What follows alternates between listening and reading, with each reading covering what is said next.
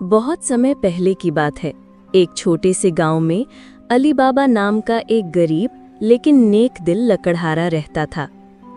हर दिन वो जंगल में जाता, लकड़ियां काटता और बेचकर अपने परिवार का पेट भरता। एक दिन सुबह जब वो लकड़ी काट रहा था, उसे घोड़ों की तेज टापों की आवाज आई। वो डरकर एक बड़े पेड़ के पीछे छिप गया। जंगल में सामने से 40 खतरनाक चोर घोड़ों पर आए और एक बड़ी चट्टान के सामने रुके। तभी कुछ जादुई हुआ। उनका सरदार चिल्लाया, खुल जा सिम सिम, और चट्टान 2 हिस्सों में बंट गई। अंदर एक रहस्यमय गुफा दिखाई दी। अली बाबा चुपचाप देखता रहा। चोर गुफा के अंदर गए और ढेर सारे खजाने के बैग लेकर बाहर निकले।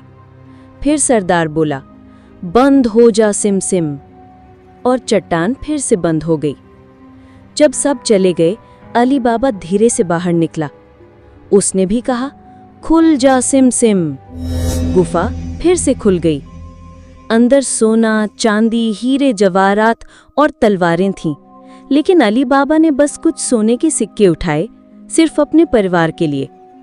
रात को उसने अपनी पत्नी को सब कुछ सच सच बताया और वादा किया कि वो खजाना सिर्फ जरूरतमंदों की मदद के लिए इस्तेमाल करेंगे।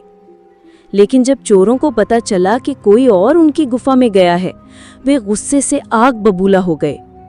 किसी ने हमारा भेद जान लिया है, सरदार गरजा। उन्होंने अली बाबा को पकड़ने की योजना बनाई। मगर अली बाबा भी कम चालाक नहीं था।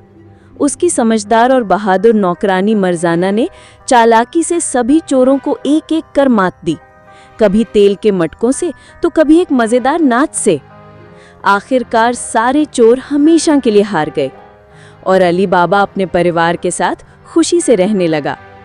उसने अपना खजाना अच्छे कामों में लगाया और खुल जय सिमसिम का रहस्य हमेशा के लिए अपने दिल में छुपा लिया।